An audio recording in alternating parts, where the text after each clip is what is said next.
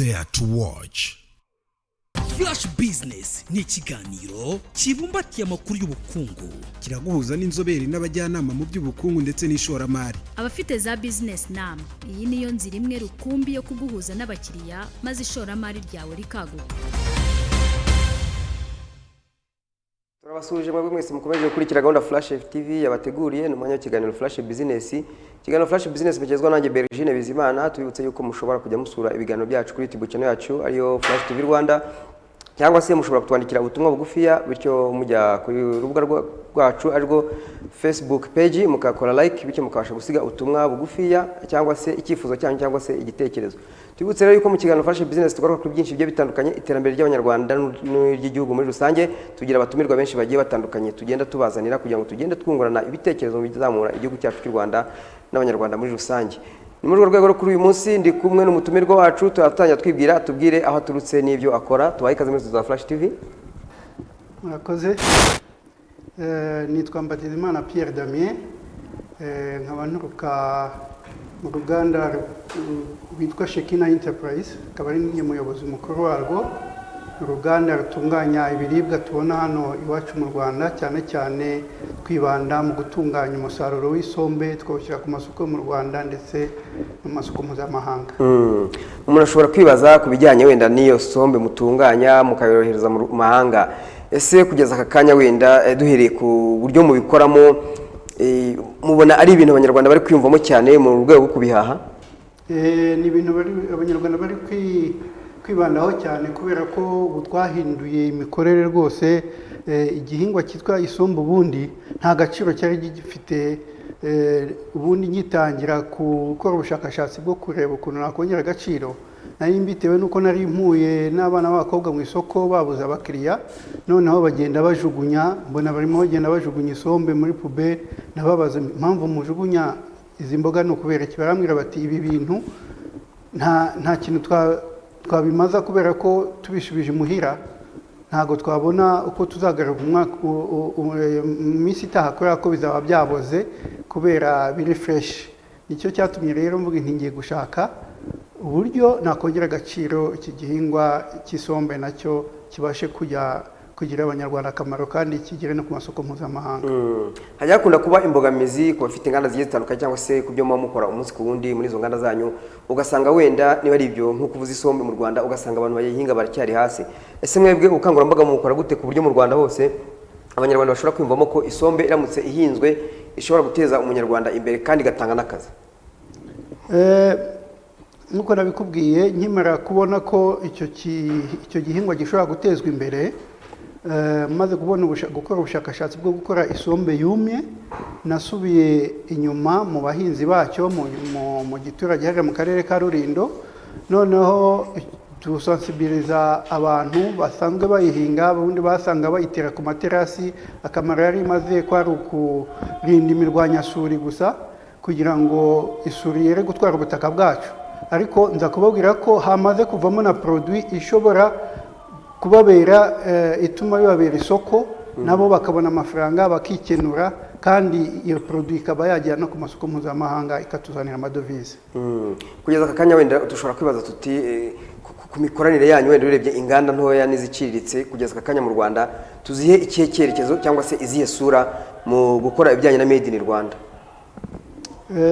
Inganda ntoya n'iziciriritse cyane cyane abanyarwanda turimo turagerageza, urebye ugereranyije n'ibindi bihugu, abanyarwanda usanga bateye imbere cyane mu gukora ibintu biturutse mu gihugu cyabo.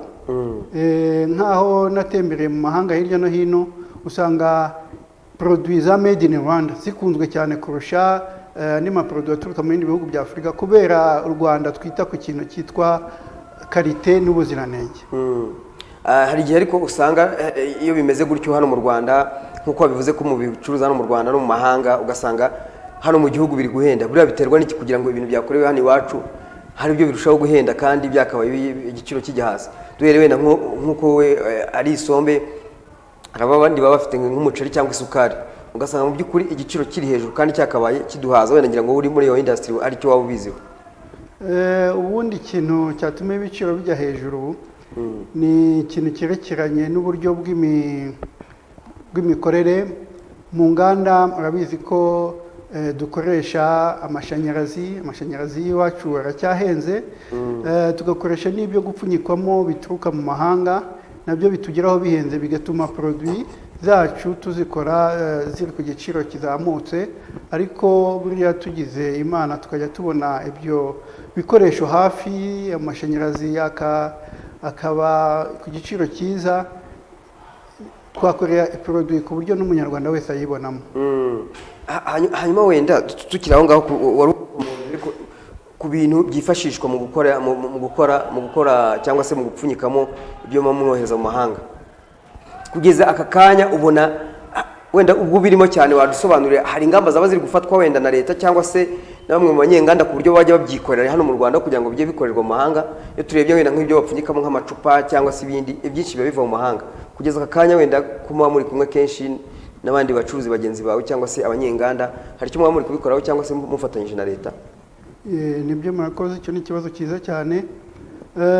Icyo kibazo kimaze kugaragara, turashima rwose ko leta y'ubumwe yashishikarije gutera inkunga no gushishikariza abashoramari bo mu Rwanda ndetse n'aba mu mahanga mu gushinga inganda zo gukoramo ibyo gupfunyikwamo.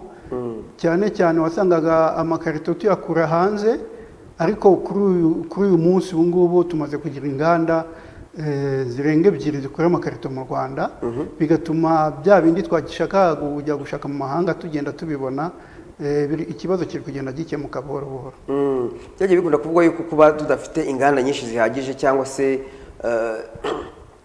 ibyo ngibyo ari intandaro yo kutatanga akazi mu Banyarwanda, bityo bikongera umubare w'abashomeri. Kugeza akanya muri izi nganda ntoya n'iziciriritse nkamwe wenda tuhere nk'iwanyu mu itangwa ry'akazi, cyane cyane by'umwihariko mu rubyiruko nibo nkunda kuvuga kenshi, mwebwe bihagaze gute? Mubona ari ibintu mu minsi iza ku buryo inganda zose zigiye zitandukanye zikora ibintu bitandukanye zishobora kuzatanga umurimo, bityo abashomeri bakarushaho kugabanuka mu Rwanda? Iki kintu nibyo koko, mu rwego rwo kugira ngo hagire akazi karemwa mu gihugu cyacu, byaba byiza havutse inganda nyinshi. Urebye ngohaye nk'urugero nk'uruganda rwanjye, dusubiye inyuma gatoya tukareba abantu rukoresha, kuri ubu ngubu dufite abahinzi baduhingira umusaruro abagore bagera ku 2,000 birenga bahinga ya sombe, noneho uruganda rwacu rukababera isoko, babasha gukora uwo murimo bakibonera amafaranga aturutse kuri icyo gihingwa. Uburyo twakoze mu gukusanya umusaruro, twagiye twubaka amakusanyirizo aho mu mirenge dukuramo iyo sombe, dukora mu mirenge 5 y'akarere ka Rulindo. Buri kusanyiriza aho ngaho twashoboye gushishikariza abana b'abakobwa barangije segonderi cyangwa se bacikishiriza amashuri, bakaza bagakora agashyirahamwe ko gutotora iriya sombe, noneho nabo bakiboneramo amafaranga muri ka gakoperative kabo, bakabona uko bikenura, bagura utuvuta, bagura n'utwenda, ndetse bakaba bafite n'intego yo kugira ngo bajye bakora ubwizigame, nyuma bajye bakora koperative yabo, bakore kampani yabo. Ndetse n'akazi mu ruganda, dufite abakozi bagiye batandukanye, ari banyakabyizi ndetse n'abakozi bahoraho bitewe na saison. Usanga dufite abakozi barenga 50, bigatuma rero icyo gikorwa cy'isombe rwose gifite icyo cyakoze mu gutanga akazi. Hanyuma kuri izi nganda zanyu noneho umuntu ashobora kwibaza ati se partnership cyangwa se ubufatanyabikorwa n'abandi bacuruzi byifashe gute, cyangwa se imiryango yigenga idaharanira inyungu mu rwego rwo gufasha sosiyete cyangwa se kuzahura ubukungu muri rusange? Ese kugeza aka kanya hari abafatanyabikorwa bashobora kuba baza mukaba mwabakira mukagirana ubufatanye ku buryo bushobora kurushaho guteza imbere ibyo mukora? Nibyo koko, nko mu ruganda rwacu abafatanyabikorwa twagiye tugira nk'abitwa ONG yitwa Oxfam, ni ikigo kitashamikiye kuri leta giteza imbere abakene. Cyaraje gisanga umurongo ari we turimo tugenderamo, turafatikanya, ni nabo badufashije kugira ngo tubashe kubaka amakusanyirizo, bityo ubwo bufatanye bwacu bugatuma hari icyo abaturage biyongeyeho kuko babafasha mu kugira ubumenyi bwo guhinga no gufata neza uwo musaruro w'isombe. Hanyuma iyo ONG ibaze kugiramo wenda ikabazahura ubukungu mu bijyanye n'ingendo shuri nkamwe nk'inganda, mu minsi yashize uherutse kubona award ya Taraji Forum, kugeza aka kanya nko mu bijyanye n'ingendo shuri mu nganda mu rwego kurushaho kuzahura ibyo dukora cyangwa se kubinonosora ngo bibashe kumera neza kurushaho, hari ibyo mujya mugira cyangwa se hari ibyo bamuteganya? Nibyo, tugira ingendashuri hirya no hino ku isi yose. Turashima leta y'ubumwe bw'abanyarwanda yahagurukiye gufasha abashoramari, batwohereza hirya no hino kugira ngo turebe ibikorwa bikorerwa mu bindi bihugu, si ibya Afurika gusa ahubwo n'iby'i Buraya ndetse na Aziya. Aho hose twagezeyo kugira ngo tugire imyumvire izamutse, bigatuma dukora za produit nziza ziteye imbere. Hanyuma ku bijyanye no kugira umusaruro uhagije ku buryo ibyo mukeneye cyangwa se abakiriya banyu batabibura, byo kugeza aka kanya birahagije? Kuko hari igihe usanga nk'uruganda runaka rurakoze rugeze igihe rurahagaze, cyangwa se iyo sezo nk'uko wari uyikomojeho nabwo birahagaze kubera ko bya bintu bitari kuboneka. Icyo gihe mubyitwaramo mute? Mwaba mufite ububiko bwabugenewe se mubigenza mute? Icyo kintu cyabanje kutubera imbogamizi imbere tugitangira, ariko twamaze gushishikariza abaturage guhinga icyo gihingwa, ubu ngubu ntabwo tukigira ikibazo cyo kubona ibikoresho twakwita raw material. Kereka mu gihe cy'izuba niho usanga byagabanyutse, ku isoko bikaba bike, ariko ntibijya bibura burundu. Iyo ntambara mbese turacyayirwana. Ku bijyanye n'imihingire bakomojeho, ubu ngubu mu Rwanda haracyari ikibazo cyo kuvuga ngo mu gihe cy'izuba muri iyo sezo habaye ikibazo cy'imyaka, hajeho gahunda yo kuhira, ariko nta ni gahunda itaragera ahantu hose gukurura amazi, kandi mu by'ukuri usanga dufite amazi menshi hirya no hino, ariko mu by'ukuri nta bwa bushobozi bwo kuzamura ya mazi musozi kugira ngo bashe kuhira cyangwa n'ahandi haba hari ubutaka. Mwebwe mubigenza mute? Se hari ibyo bikoresho mwamufate mwifashisha, cyane yuko wenda niba muhinga ku musozi simbizi, cyangwa wenda muhinga mu gishanga gusa nabyo sinzi, ubwo buradusobanurira. Ubundi isombe ni igiti gihingwa ku misozi, dukunze kubihinga ku misozi cyane cyane tugitera ku materasi kugira ngo kirwanye isuri. Ni ukuvuga ngo aherekeye mu bishanga ahubwo ntabwo ihaba cyane, ikunze kuba imusozi. Ku byerekeye rero n'ibyo kuvomera ntabwo biba byoroshye kuzamura amazi umusozi, kandi ikindi ni uko mu buhinzi bwayo ntabwo abaturage bayihinga ku buryo bafatanyije imirima, ku buryo amazi yagera kuri buri wese, biba bitatanye, nicyo kibazo kirimo. Hanyuma kugeza aka kanya watubwiye kugeza gukomozaho ku bijyanye no gukunda ibikorerwa iwacu hano mu Rwanda, kugeza aka kanya nk'iyo sombe wenda yumukije kandi wenda abanyarwanda bari bamenyereye ya yindi isanzwe mbisi, bari mu bantu bayigura? Abanyarwanda ntabwo bayitabiriye bwa mbere tukitangira. Ngwaye nk'urugero, umunsi namaze gukora ubushakashatsi nkavumbura ko habonetse isombe ishobora kubikwa ikamara imyaka 2. Nagiye muri exposition kugira ngo ndebe ko abantu bangurira. Iminsi ya mbere nk'itatu abantu barazaga bavuga bati isombe yumye ntabwo bishoboka, ibi ntabwo byava mu ibiryo, byava mu ibiribwa, kubera n'ubwa mbere bari babibonye. Byatumye rero ngewe ngenda mbahereza buri muntu agapake k'ubusa, nababwira mujyane muhira muteke mwumve, ariko muzagaruke mumbwire icyo mwabonye. Ndibuka ku munsi wa 3 nagiye kubona mbona haje umudamu umwe arambwira ati ndashaka udupaki 5. Namubwira noya ntabwo ntanga udupaki 5, ndatanga kamwe kamwe ko kujya kumva. Arambwira ati ngiye ndashaka kugura. Ndamubaza nti kuki ushaka kugura, urayizi se we?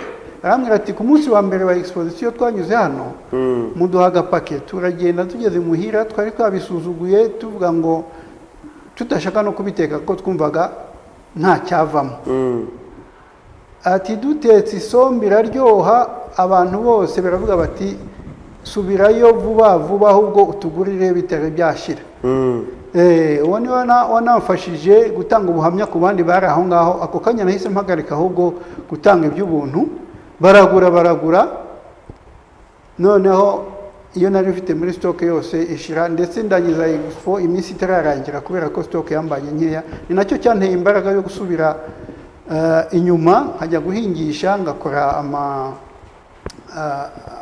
amamashini yumisha kugira ngo tumishe ku bwinshi noneho tubashe kubona umusaruro w'igihingwa cyabonekeye ku banyarwanda ntabwo bakitabiriye mbere ariko bamaze kukimenya aho bakimenyereye barakitabiriye ngira ngo hari wenda ikiganiro cyacu Flash Business turi kugaruka ku bikorerwa hano iwacu mu Rwanda turebera hamwe uburyo bwo kugira ngo birusheho gutera imbere cyangwa se no kuzahura ubukungu bw'abanyarwanda muri rusange turi kubona impuguke mu bukungu ni Dr Bihira Canisius mwiriwe neza Dr mwiriwe neza njyagwawe na kamboteyaje ariko iki gihe abantu barimo gutaha twari turi kugaruka rero ku bikorerwa hano mu Rwanda afite kampani yitwa Shekina akora ibijyanye n'isombe zohereza mu mahanga ariko agacuruza no mu Rwanda twari turi kurebera hamwe impamvu ki abanyarwanda badahita bihutira gukunda ibikorerwa hano ahubwo bagakunda ibikorerwa mu mahanga cyane yuko ubu ngubu nibwo batangiye kubyiyumvamo ibikorerwa hano mu Rwanda ariko noneho tugiye kureba dusanga ibikorerwa mu Rwanda bidakunda guhita bimenyekana vuba nk'ibikorerwa mu mahanga ese Dr nkawe impuguke mu bukungu ubona biriya biterwa n'iki mbere yo kuvuga ikibitera ndabanza mvuge icyifuzo cyanjye mpora ntanga iyo ndimo kujya inama ku birebana no guteza ubukungu bw'igihugu imbere kuko ngewe mbona ikintu cya mbere gikiza biriya bihugu byose mbona byakize ni uko bibanza bigakunda iby'iwabo noneho bikanabikundisha n'abo hanze twebwe rero sinzi wari umuco w'abakoloni badusigiye bakigendera bakawudusigira muri Afurika mu bihugu byose ntabwo ari u Rwanda rwonyine usanga abanyafurika bakunda ibintu biturutse hanze iby'iwabo ndetse bakumva nta n'agaciro bifite twe mu Rwanda ahubwo ntabwo bikomeye cyane hari igihugu duturanye iki cya Kongo nabaye mu gihugu cya Cote d'Ivoire ibyo bihugu hari indege zizinduka zijya mu Bufaransa bagiye guhaha y'amadivayi bagiye guhaha ibiribwa bimwe byaturutse muri Afurika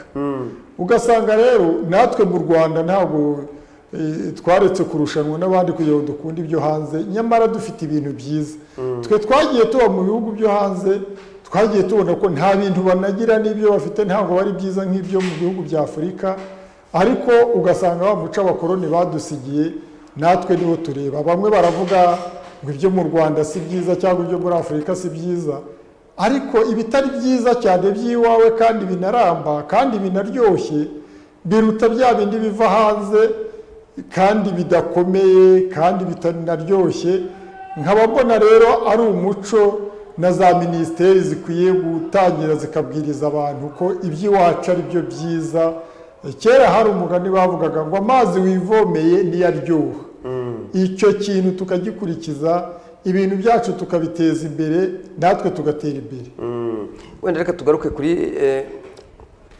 wowe wenda ku bijyanye na Shekina muri kampani yanyu kugeza aka kanya mu mikoranire yanyu na minisiteri ibifite mu nshingano y'ubuhinzi n'ubworozi bihagaze bite ko hari abajya bavuga bati iyi minisiteri yakabaye ikora ibishoboka byose kugira ngo irusheho kuzahura cyangwa se kugira uburyo ki igira ikigega gifasha aba bahinzi n'aborozi kuzahura ubukungu cyangwa se mu guteza imbere muri rusange tuvuge niba ufite rwa ruganda ukaba wajya n'urundi ruganda ahandi hatari muri kariya karere ukoreramo gusa bityo uko uzamuye inganda nyinshi cyane bishobora no gutanga umusaruro mwinshi cyane bityo ukahisha kohereza hanze ibintu byinshi bigendeye rimwe kandi bikinjiza ubukungu bw'igihugu n'ubw'abanyarwanda muri rusange murakoze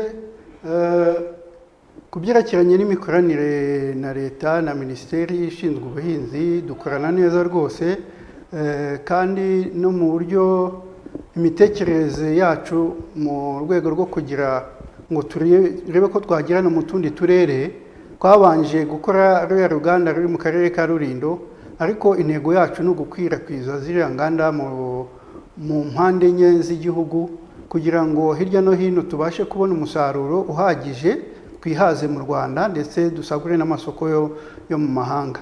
Ibyo bintu rero tubikoranaho n'ababishinzwe, nta kibazo rwose dufite. Dr. urabona izi nganda ntiziciriritse hakorwa iki kugira ngo zirusheho kwiyongera zibe nyinshi cyane mu Rwanda, kuko mu gihe zaba ziyongereye zishobora gutanga akazi ku bantu benshi cyane mu gihugu kandi n'ubukungu bwabo bukazamuka? Nk'uko nabanza gushimira uyu wakoze umushinga wa Shekina, ni ibintu byiza cyane, ni ibintu biteza imbere igihugu. Ikintu rero twagobye kureba ni uko leta ikwiye gushyigikira izi nganda ntoya, tuvuge nk'uko umuyobozi wa Shekina yavugaga, akabona inkunga imuzamura, agashyiraho nibura nk'izindi nganda 3 mu gihugu hose. Noneho urubyiruko ni rwo rwa mbere ubu ruri mu bushomeri, rukabona akazi. Iyo urubyiruko rubonye akazi, igihugu kiba cyakize, kuko nta kindi gikiza igihugu uretse izi nganda ziciriritse n'intoya n'inini, kandi kigatanga akazi, kigatanga n'imisoro n'amahoro kugira ngo ibikorwa bya leta bitere imbere. Ariyo mpamvu rero mvuga ko bigomba gushyigikirwa. Ntabwo tuzahora duteza amaboko ngo abanyamahanga bari bo badufasha, kuko mbere yo kudufasha barabaza bakifasha bagatunganya ibyabo. Ni bya bindi bavuga ngo akimuhana kaza imvura ihise. Twe rero dufite imana yuko igihugu cyacu navuga ko ari nka paradiso, nk'iriya sombe. Nta hantu mu Rwanda wahinga imyumbati ngo inarirwe kwera, izane amababi, ikorwemo isombe. Ariko usanga abantu bayibona ari bake cyane. Hano mu mujyi wa Kigali irakenewe, ariko kugira ngo uzayibone ni nka bya biri, ni nko kubona umunyana, ntabwo iboneka.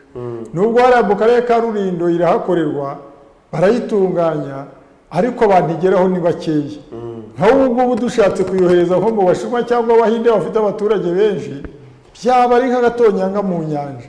Nyamara dufite ubushobozi yuko isombe yakwera ahantu hose. Natanga nk'urugero, nk'ibi biti batera ku mihanda, bagateraho imizonobare, bagateraho ibindi bintu bifite akamaro, atari ibiti bazanabaza ngo bizatanga imbaho. Uhateye ibiti by'isombe ukabikikiza ku ruhande rwo hepfo, wenda za ndabo zikajyamo hagati, ariko hepfo kuri rwa ruhande rudatuwemo n'abantu, ugasanga hahinzemo nk'iyi myumbati itanga isombe. Ntabwo wabona aho uzikwiza, ntabwo wabona aho kwiza akazi. Niyo mpamvu rero mvuga ko umuntu utagiye umushinga ari mutoya akwiye gutezwa imbere, agashyigikirwa, kandi nta nubwo ari ibintu bikomeye. Minisiteri ibishinzwe igiye igena wenda nk'ibihumbi 500 cyangwa miliyoni ku muntu wakoze uruganda rutoya. Nyuma y'imyaka 2 wa muntu yaba yazamutse, arimo gukoresha amamiliyoni arenga 50 avuye muri wa musaruro. Niyo mpamvu rero ngewe ndashishikariza za minisiteri zibishinzwe nka Minisiteri y'Ubuhinzi n'Ubworozi, igafasha inganda ntoya zikazabuka, zigatanga akazi, tukihaza, tukongera tugahaza n'abanyamahanga, tukabona amafaranga y'amadovize. Hari umuntu dukurikiye muri akanya wenda mu kiganiro cyacu ashobora kwibaza ati se ko nanjye mu karere ndimo mpinga isombe nyinshi cyane, ese ndamutse nongereye umusaruro, witeguye kuba wakora n'abandi banyarwanda bose bavuga aho baherereye ko bafite isombe nyinshi, ukaba bayikurayo ukayijyana mu ruganda rwawe? Ikibazo gikunze kuba aho ngaho, tujya tubona n'abandi bantu bahinze mu turere turi kure, ahantu habera ikibazo ni mu rwego rwa transport, kuyikura nk'ahantu hari kure. Twanga ko umusaruro ushobora kutugeraho wangiritse, kubera ko tusarura amababi. Imitwarire yayo rero ifite urugendo rurerure nk'ibirometero 100 cyangwa 150, usanga umusaruro wangiritse. Ikintu cyaba cyiza nk'abo ngabo, nk'uko Dr. abivuze, tubonye inkunga ahubwo tukabasanga aho ngaho, kubera ko twamaze gukora prototype y'uruganda rukenewe, tukagenda tukarushyira aho ngaho, ba bandi bakarwisangaho no mu kandi karere byagenda byongera, bigatuma dufasha abantu benshi kurushaho. Dr. ikintu cyagiye kikunda kuvuga wenda nk'imbogamizi mu buryo bwo kubona ibyangombwa byo kohereza ibintu mu mahanga, kiriya kintu ubona nka leta yagikoraho iki kugira ngo buri muntu wese ibyo akoze kandi mu buryo bworoshye bibe bifite standard ariko nanone bibashe kuba byarenga igihugu bijye mu mahanga. Icyo ni ikibazo cyiza rwose kandi mpora mvuga kuko hari igihe kiriya kigo bahaye kugira ngo kirebe ubuziranenge cyo cyari kizi ko nta kintu cyo mu Rwanda cyanakorwa ngo kibe cyajya hanze.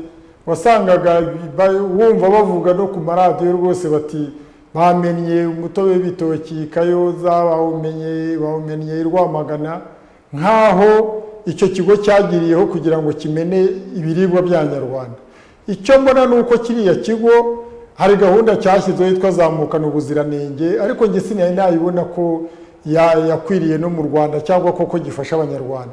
Kiriya kigo cyari kujyaho kirimo gufasha umunyarwanda ku buryo ugize umushinga nk'uriye ahita abona ubuziranenge, kimufasha kugira ngo ahita abona ubuziranenge, ibintu tubyohereze hanze, kuko ibintu biva hanze ibyinshi dufite ubushobozi bwo kubyikorera.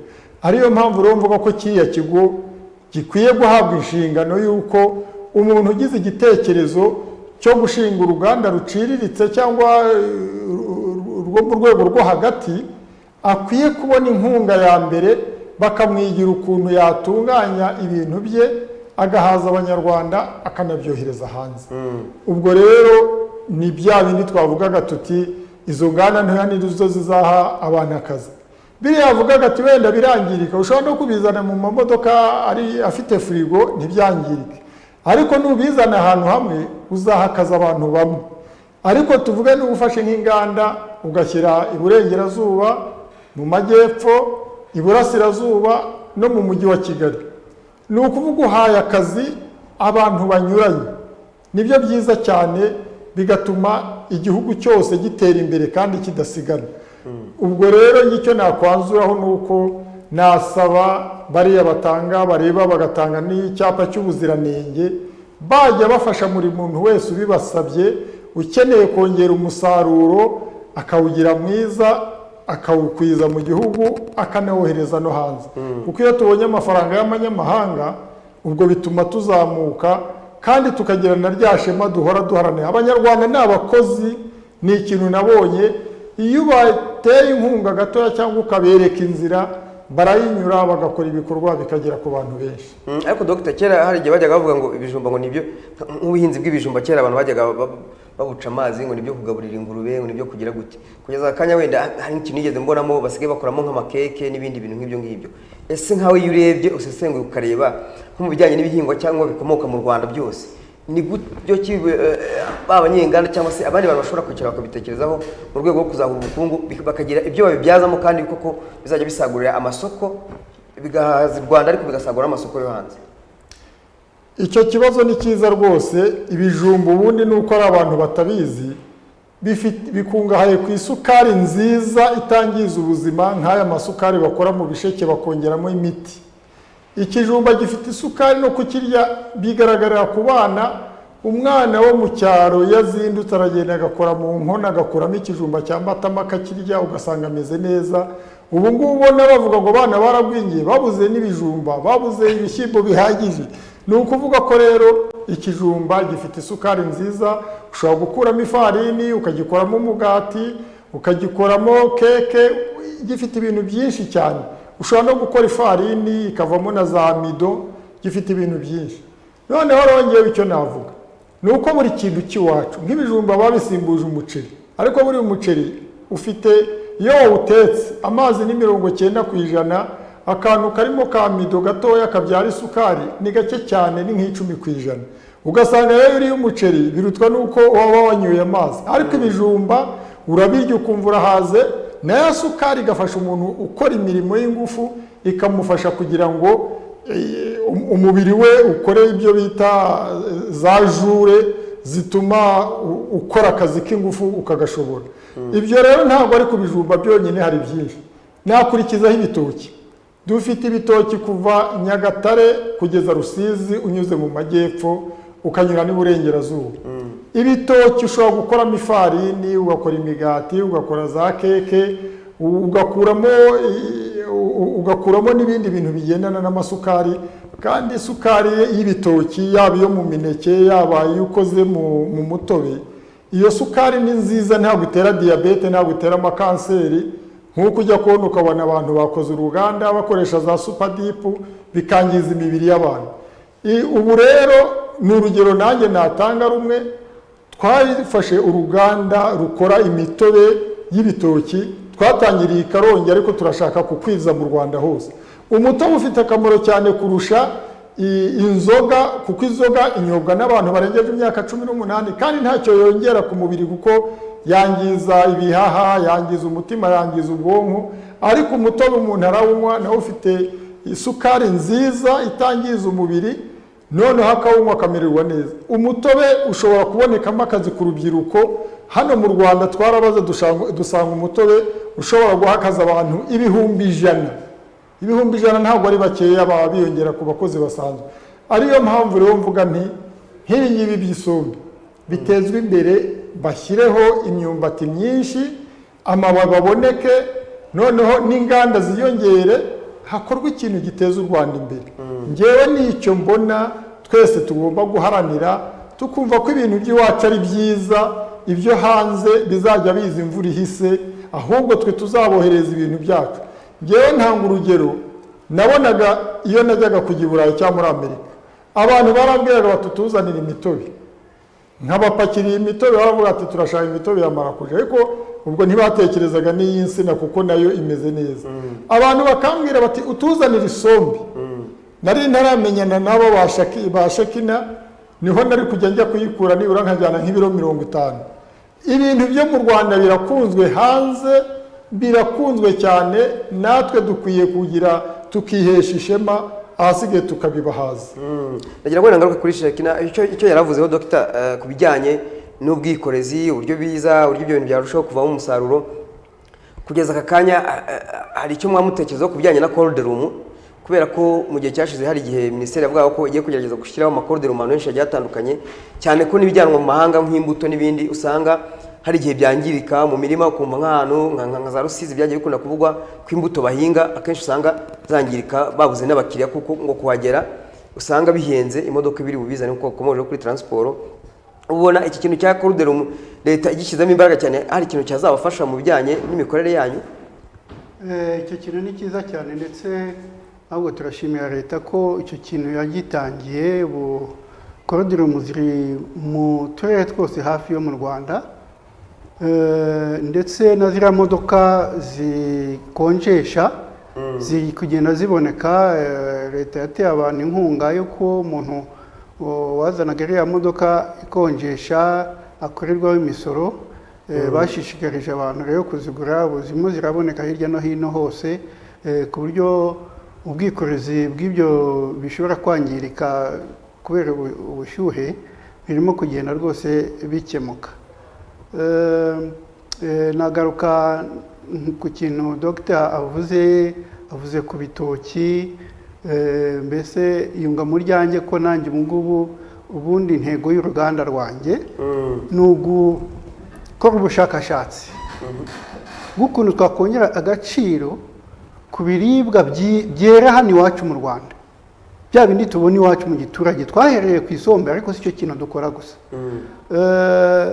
Tumaze kubona ko isombe ishobora kongererwa agaciro, ikaba yabikwa igihe kirenga n'umwaka ndetse n'imyaka 2, twagiye no ku mbuto. Dukora inanasi zumye, ariko ubwo ntitwabashije kubona umusaruro uhagije mu karere kacu. Icyo gikorwa twabashije kugiteramo inkunga abandi bahinzi babyitabiriye, tubigisha kumisha inanasi b'ikirehe. Ubu barumisha, kandi twe twabahaye training, tunabafasha kumenya tekinoloji bakoresha. Si inanasi gusa, nk'uko twavuze n'ibitoki. Ubu kuri iyi saha Shekina imaze gukora ifu y'igitoki. Iyo fu y'igitoki ubu ngubu mu mahanga irakunzwe cyane. Urabona nk'ubyerekereye ubwikorezi bw'igitoki babujyana mu mahanga, ubundi gufata ariya maseri y'ibitoki ukayapakira, byanga bikunze ugomba kuyitwara ahantu hakonje kugira ngo agereyo kandi ameze neza kandi ngo anagerayo vuba. Ugasanga rero kwikorera iseri ikintu azakuramo 50% ni ibishishwa azajugunya, wishyurire transport, reba nka transport y'indege irahenda, noneho ugasanga kigeze ku isoko hariya kiragura amafaranga menshi ari amayero cyangwa amadolari menshi cyane. Ariko twebwe dukurikije iyo tekinoloji dukoresha ubu turi kumisha ibitoki tugakora ifu ikagenda nta bishishwa biriho kandi irakunzwe cyane. Bari kuyikoramo kimwe bita umunyigi rwose muri Amerika bashishikaye ku ifu y'ibitoki. Ubu tugiye gukurikizaho ndetse n'ifu y'ibirayi ndetse n'ifu y'ibishyimbo. Kuba byiyumvamo bose icyo kintu kizoroshya kuba igihugu cyacu ari igihugu kitagera ku nyanja. Ubundi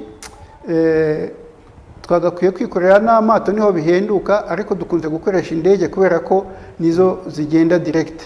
Urumva rero gufata indege ukayipakira ibishishwa by'ibitoki ukajya kubimena i Buraya wabitanzeho amafaranga, icyo kintu cyo gukora ifu y'ibitoki rwose kirimo kugenda giteza imbere n'igihingwa cy'urutoki. Dr. Tukurikira ku musozo w'ikiganiro cyacu kugeza ikanya n'icyo babwira abanyarwanda bene bijyanye n'ibihingwa bahinga cyangwa se uburyo bwo kwibyazamo umusaruro by'umwihariko n'icyo mwabafasha nk'impuguke mu bukungu. Icyo nagiye abona ungane mugenzi wanjye bazakoraho ubushakashatsi ni uko biriya bishishwa by'ibitoki nubwo tubitonera tubijugunya ariko nabyo birimo intungamubiri yitwa chlorophyle iri ituma igitoki kirigira inyuma hasa n'icyatsi. N'ibishishwa rero bakora ubushakashatsi bikajya bijya muri iyo farini ntacyo byatwara.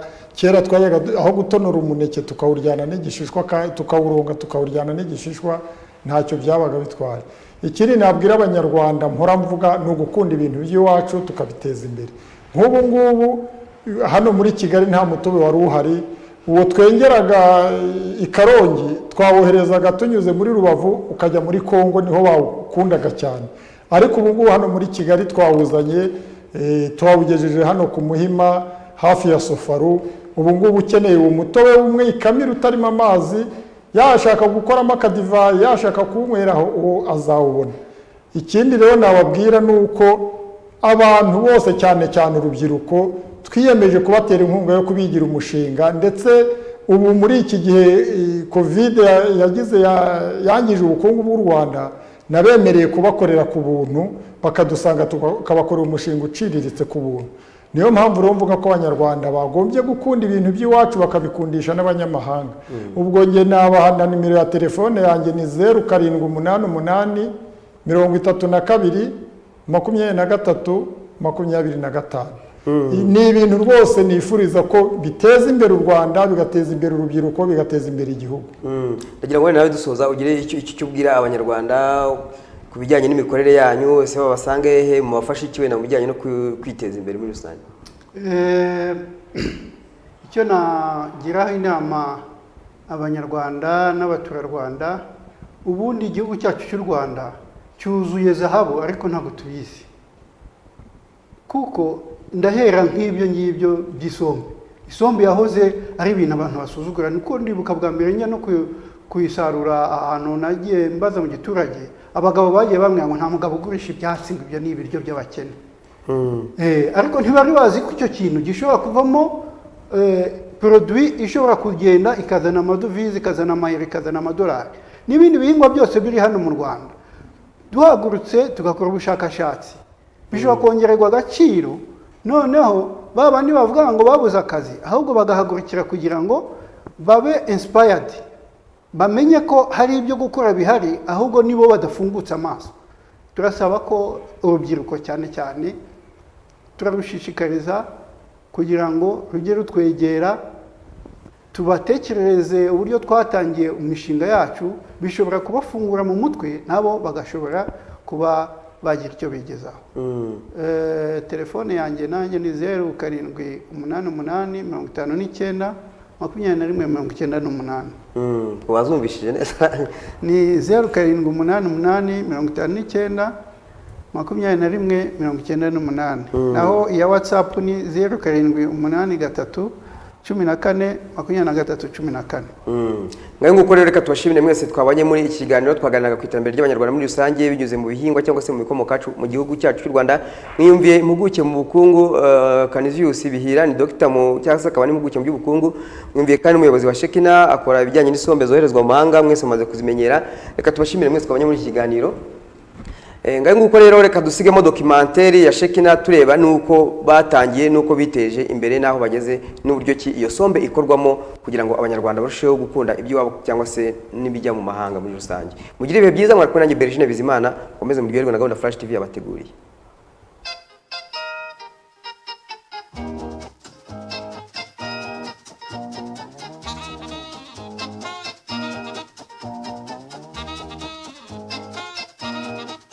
Set in the hilly Rulindo district in the northern province of Rwanda is the bustling town of Nyirangarama.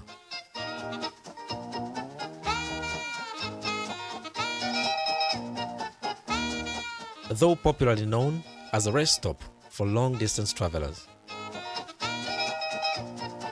Nyirangarama is also home to some of Rwanda's renowned agro-processing companies. One of these companies is Shekina Enterprises, which specializes in processing and packaging of dried cassava leaves.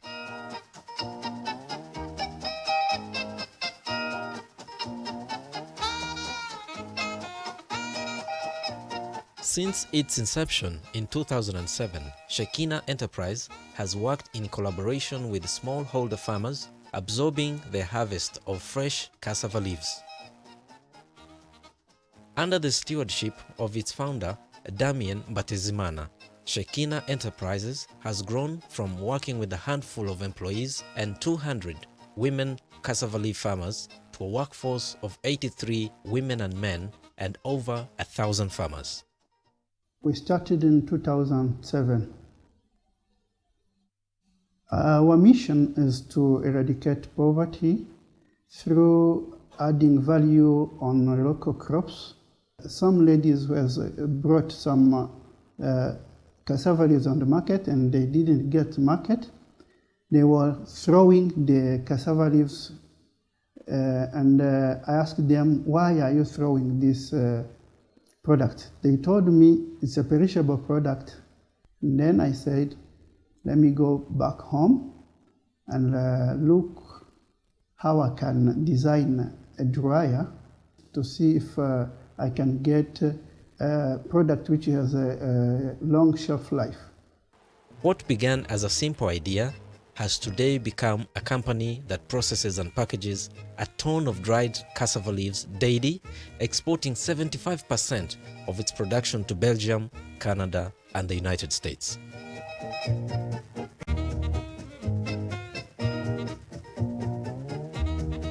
But it has not all been smooth sailing for the company.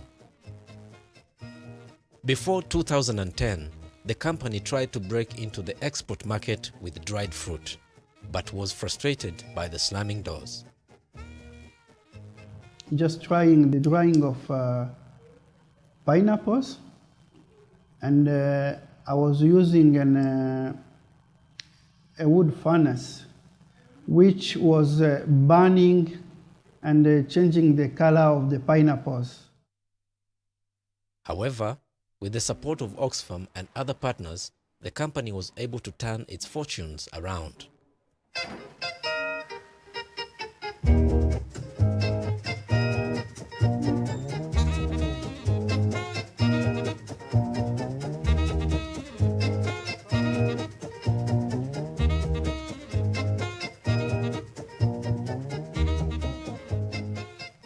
We went all the way to South Africa to see an expert.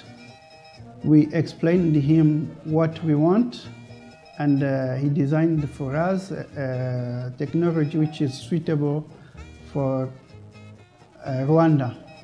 Armed with great technology but unable to get enough fruit to process in Rulindo, Shekina Enterprises refused to let hope die.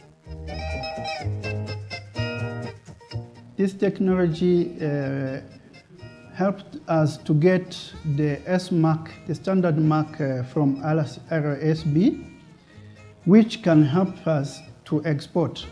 Since then, Shekina has been empowering women, lifting the incomes of smallholder women farmers, and creating new jobs at its collection centers and factory. Wenda nko muri Shekina ngeramo ntago numvaga neza akamaro k'isombe, ngo numve kwirya ko bifite akamaro, ariko ubu ngubu narabimenye. Ikindi ko yuko ugiye gukora ubukorera amafaranga n'amafaranga bamemba yabashije gutuma hari aho mva akagira naho ngera. Ikintu Shekina yahinduye muri uyu murenge nuko abaturage bacu mu buryo bwo kurwanya imirire mibi twabigishije gutera isombe kugira zunganire izindi mboga basanzwe bahinga. Muzi ko abaturage ubundi kera bari bazi ko imboga ari amashu, imboga rwatsi, ariko haje kuzaho igihingwa cy'isombe kugira ngo babashe kugira imirire myiza. Noneho tugize amahirwe haboneka rura ruganda ruyitunganya, kuko imaze no kuboneka abantu bari bazi ko ari ukwirirwa basekura bagata umwanya n'ingufu, ariko haboneka uruganda. As the pioneer and sole processor of dried cassava leaves in Rwanda, Shekina Enterprises currently has 5 decentralized collection centers and is working in collaboration with Oxfam, the district authorities, and with financial support from the Irish Aid. With the SMAC, the quality standard that we've supported Shekina to have, we've managed to export that product. These collection centers have not only reduced the distance farmers have to travel to deliver their produce, but have also created 50 jobs for local residents.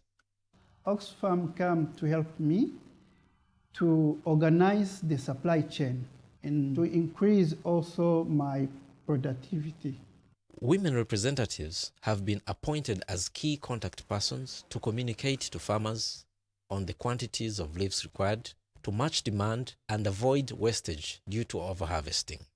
Shekina yakemuye ibintu byinshi cyane kubera yuko ubu hadutse amatsinda y'abadamu, tubasha iyo tubonye nk'udufaranga baduhembye tubasha kugenda tugashyira mu itsinda, hasigaye ubwo nyine umuntu akadufata udufaranga tugwiriye, ukabasha gutanga mituweli, agatenge, kurihira umwana, byose ubwo ngubwo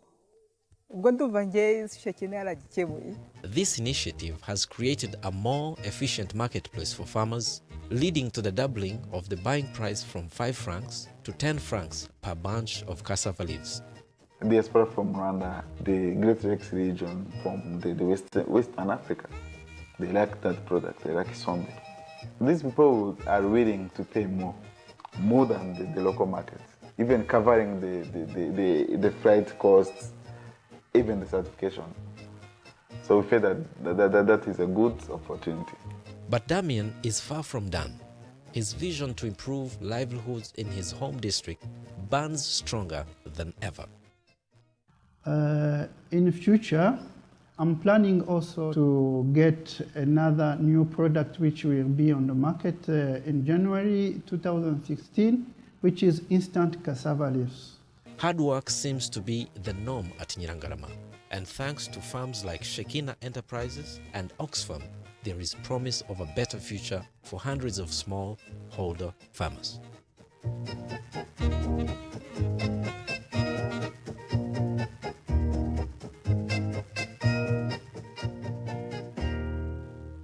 Flash Business ni ikiganiro kibumbatiye amakuru y'ubukungu, kiraguhuza n'inzobere n'abajyanama mu by'ubukungu ndetse n'ishoramari. Abafite za business nama, iyi niyo nzira imwe rukumbi yo kuguhuza n'abakiriya maze ishoramari ryawe rikaguka.